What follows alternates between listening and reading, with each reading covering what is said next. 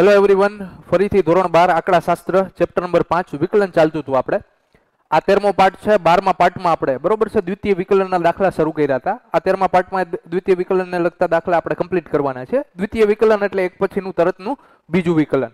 એક પછી જે ડાયરેક્ટ બીજું વિકલન કરવામાં આવે એને દ્વિતીય વિકલન કહેવામાં આવે. એને f ડબલ ડેશ x વડે પણ દર્શાવાય અને d2y/dx² વડે પણ દર્શાવાય. બરોબર છે, દ્વિતીય વિકલનની સંજ્ઞાઓ હતી. આગળ તમે રિફર કર્યું હશે. આગળ વધીએ, દાખલા વધારે જોઈએ, પ્રેક્ટિસ કરીએ. એક્ઝામ્પલ એ સ્વાધ્યાયનો દાખલો છે. f of x બરાબર x ની 4 ઘાત માઇનસ 4x ની 3 ઘાત વત્તા 3x ની 2 ઘાત વત્તા x વત્તા 1. એના માટે f ડબલ ડેશ 0 મેળવો. એટલે વિધેય જે આપ્યું છે ને એનું 2 વખત વિકલન કરવાનું. જે જવાબ આવે ને એમાં x નું મૂલ્ય 0 મૂકવાનું. જે આવે એ ફાઇનલ આન્સર. ઠીક છે? તો પહેલા તો જો અહીંયાથી દાખલાની શરૂઆત થાય, આન્સર અહીંયાથી ચાલુ થશે. શું આપ્યું છે? f of x બરાબર, લખું છું રકમ પાછી, x ની 4 ઘાત માઇનસ 4x ની 3 ઘાત પ્લસ 3x નો સ્ક્વેર પ્લસ x પ્લસ 1. ફરીથી શું આપ્યું છે મને?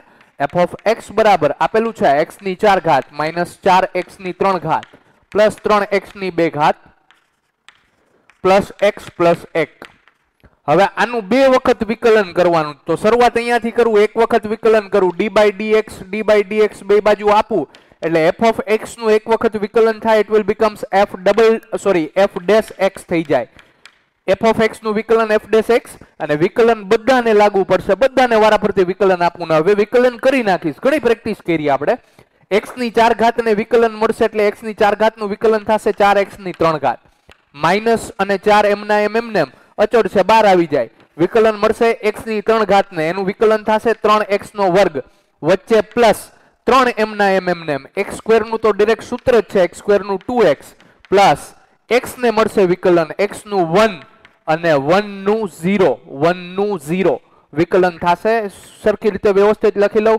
4x ની 3 ઘાત માઇનસ 4 તેરી ને 12x નો વર્ગ વત્તા 3 દુ 6x વત્તા 1 વત્તા 0 લખવાની જરૂર નથી. આ મને શું મળ્યું? f dash x. પણ આપણે શેમાં રસ છે? f ડબલ ડેશ x પહેલા મેળવવાનો છે, પછી એની અંદર 0 મૂકીશ. f ડેશ x મને મળ્યું છે. આનું ફરીથી x પ્રત્યે વિકલન કરું એટલે પાછું બીજી વખત x પ્રત્યે વિકલન કરું તો ઇટ વિલ બીકમ્સ, જોવો જોઈએ, f ડેશ x હતું એનું વિકલન કરીશ તો it will becomes f double dash x. આ વિકલન દર્શાવવાની બીજી રીત d2y/dx² તરીકે પણ દર્શાવી શકાય. અગાઉના દાખલામાં એમ દર્શાવ્યું છે. આમાં રકમ f of x વાળી હતી તો let do it f double dash x. અહીંયા વિકલન કરતો જાઉં છું. 4 અચળ છે, વિકલન થશે x ઘનનું એટલે x ઘનનું વિકલન થાય 3x². ઘણી વખત આવી ગયું આવું. માઇનસ 12 x² નું વિકલન થશે 2x પ્લસ અહીંયા 6 અચળ છે, 12 આવી જશે. x નું x પ્રત્યે વિકલન 1 થાય અને પ્લસ 1 નું વિકલન થશે 0. વિકલન મેં બધાયનું કર્યું, વ્યવસ્થિત લખી નાખું. 4 તેરી 12 x ની 2 ઘાત માઇનસ 12 દુને 24x વત્તા 6 એકા 6 પ્લસ 0 લખતા નથી. It is f double dash x and this is your final answer. Answer નથી આ f ડબલ ડેશ x હજુ મળ્યું છે. શું કહેવા માંગે છે કે જે f ડબલ ડેશ x મળ્યું એટલે કે શું મળ્યું તમને? તો કે આવું મળ્યું, 12x ની 2 ઘાત માઇનસ 24x પ્લસ 6. એમાં આપણે f ડબલ ડેશ x ની બદલે 0 મૂકવાનું છે. મારે f ડબલ ડેશ 0 જોઈએ છે. જોજો, તો 12 x ની બદલે 0 મૂકું છું. બધે x દેખાય 0 નો સ્ક્વેર માઇનસ 24 ગુણ્યા 0 વત્તા 6. તો 0 નો સ્ક્વેર 0 ગુણ્યા 12 એટલે 0 માઇનસ 24 ગુણ્યા 0 એટલે 0 પ્લસ 6 પ્લસ 0 માઇનસ 0 ગયા અને 6 એમને વધ્યા. f ડબલ ડેશ 0 બરાબર 6. This is your final answer. ઠીક છે? નોટ ડાઉન કરી લેજો. આ એક્સ્ટ્રા હતું વધારાનું.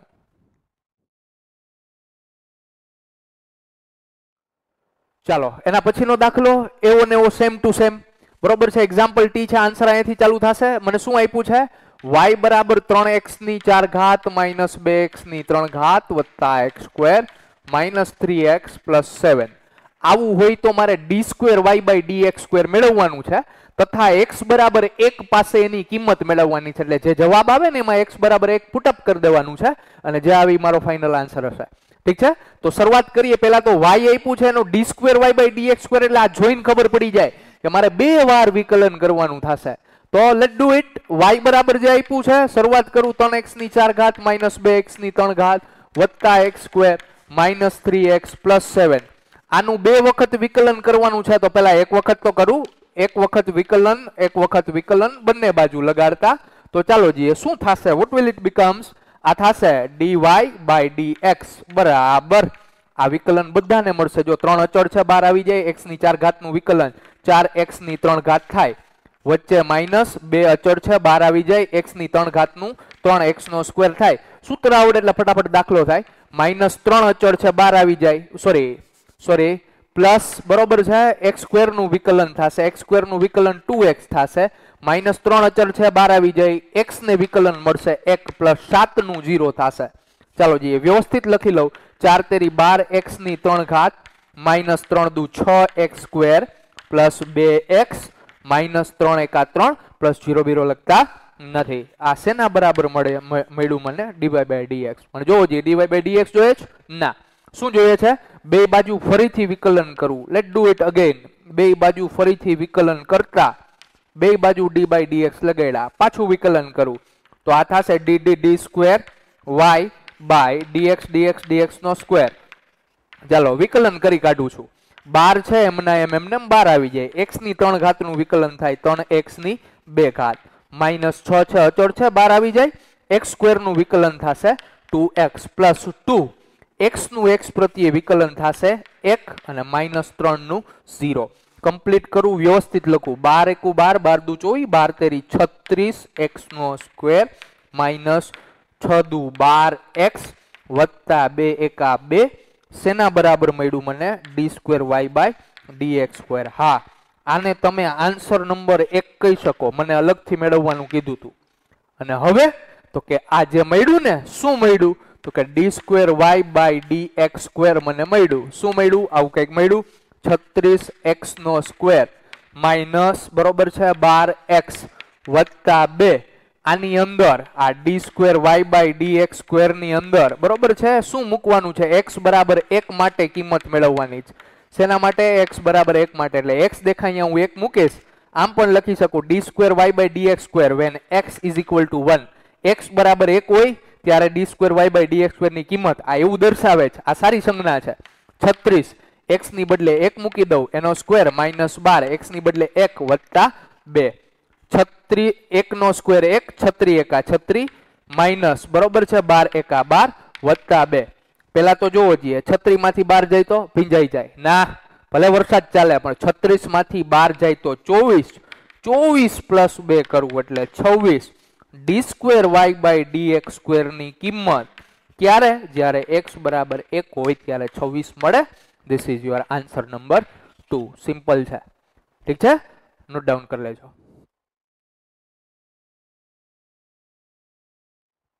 ચાલો એના પછીનો દાખલો બરોબર છે એક્ઝામ્પલ ટી ટેક્સ્ટ બુક નો ઉદાહરણનો છે.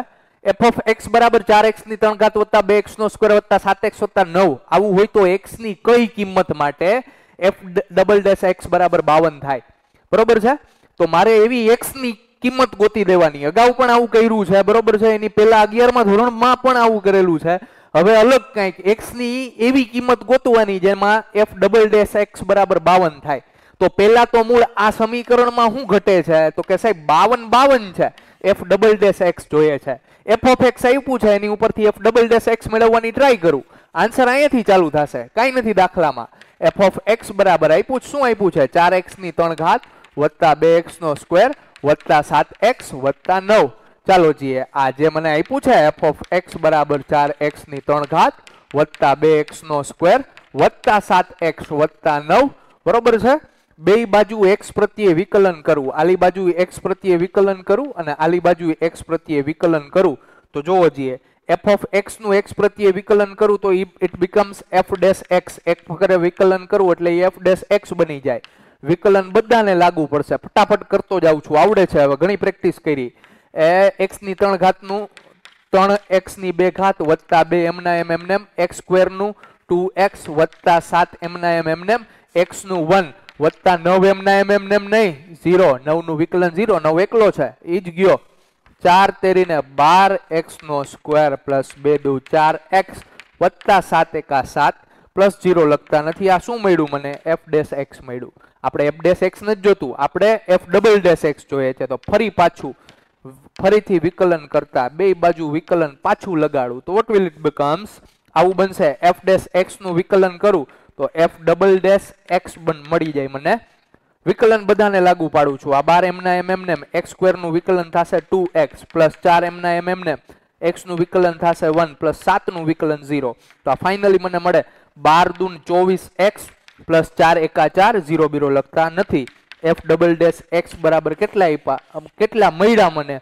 24x પ્લસ 4 જે મળ્યા છે. બરોબર છે. મને આવું કીધું તું કે f ડબલ ડેશ x બરાબર 52 થવું જોઈએ.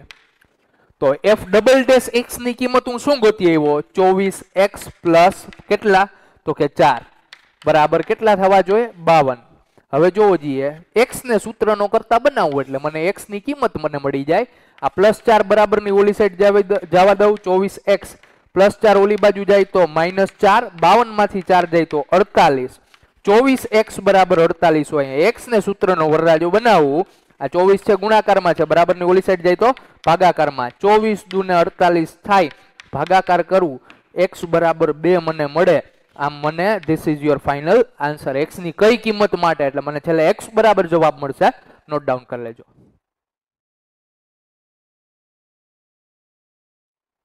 ચાલો, એના પછીનો દાખલો સેમ ટુ સેમ એવો જ છે પણ થોડોક અલગ. આપ્યું છે મને, જો f ઓફ x બરાબર 3x ની 2 ઘાત વત્તા 4x વત્તા 5 હોય તો x ની કઈ કિંમત માટે? એટલે x ની એવી કિંમત ગોતવાની છે જેના માટે થઈને f ડબલ ડેશ x બરાબર f of f dash x થવું જોઈએ. એટલે 2 વખત વિકલન બરાબર 1 વખત વિકલન એવી x ની કઈ કિંમત માટે થાય? તો x ની કિંમત મારે ગોતી આવવી પડશે. તો જોવો જોઈએ, ઈ સમીકરણમાં શેની મૂલ્ય ઘટે છે? તો એક તો 2 વખત વિકલન જોશે અને બીજું શું જોશે? 1 વખત વિકલન જોશે. તો બેયની કિંમત મને વારાફરતી મળવાની જ છે. આન્સર અહીંયાથી ચાલુ થશે. જોવો જોઈએ, f ઓફ x બરાબર શું આપ્યું? 3x નો સ્ક્વેર વત્તા 4x વત્તા 5. આ શું ફરીથી શું આપ્યું? f ઓફ x બરાબર 3x સ્ક્વેર વત્તા 4x વત્તા 5.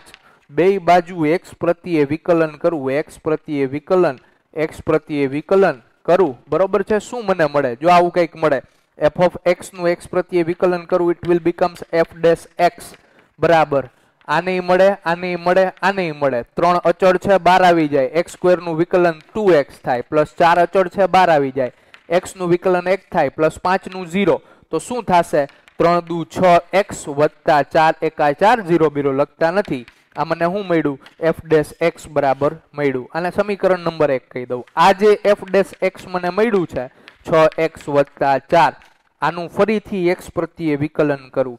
f વળી પાછું x પ્રત્યે વિકલન કરું એટલે શું મને મળશે? f ડેશ x નું વિકલન કરું એટલે it will becomes f double dash x. આ 6 છે, અચળ છે, 12 આવી જાય. x નું x પ્રત્યે વિકલન થાય 1 પ્લસ 4 નું વિકલન 0. 6 એકા મને 6 મળ્યું, 6 વત્તા 0 એટલે 6. f ડબલ ડેશ x બરાબર કેટલું મને મળ્યું? 6. આ બે કિંમત, આને સમીકરણ નંબર 2 કહી દઉં. ચાલો, બેની કિંમત શું સમીકરણ આપ્યું તું તમને? f ડબલ ડેશ x બરાબર f ડેશ x થવું જોઈએ. f ડબલ ડેશ x ની કિંમત આવી રહી સમીકરણ 2 ઉપરથી 6 અને f ડેશ x ની કિંમત આવી રહી 6x પ્લસ 4. તો જોવો જોઈએ, આ પ્લસ 4 છે બરાબર ની સામેની સાઈડ જવા દઉં તો 6 માઇનસ 4 થઈ જાય બરાબર 6x થાય.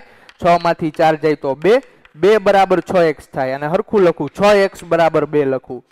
x ને સૂત્રનો કરતા બનાવવું. 6 અહીંયા ગુણાકારમાં છે, ભાગાકારમાં જતો રહીએ તો x બરાબર 2 ના છેદમાં 6 મળશે. ભાગુડે 2 તેરીને 6 થાય.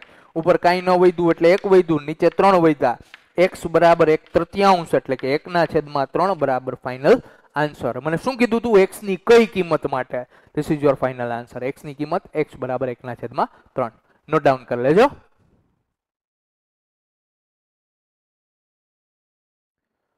તો આજનો લેક્ચર અહીંયા પૂરો કરીએ. બરોબર છે. હોમવર્કમાં તમારે કરવાનું છે ને, ઇટ ઇઝ સમવન સ્પેશિયલ. બરોબર છે, થોડુંક સ્પેશિયલ છે.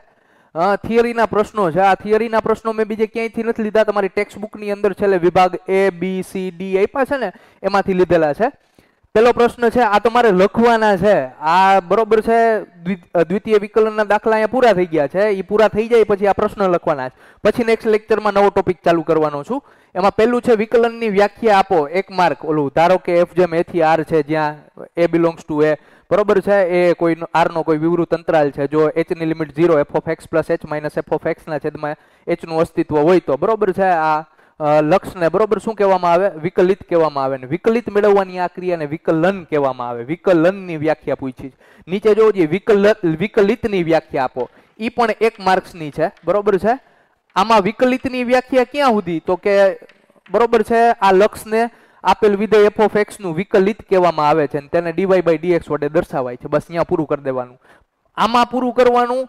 વિકલિત મેળવવાની આ ક્રિયાને બરોબર છે વિકલન કહેવામાં આવે છે, બરોબર છે. એટલો બેમાં ફેર છે.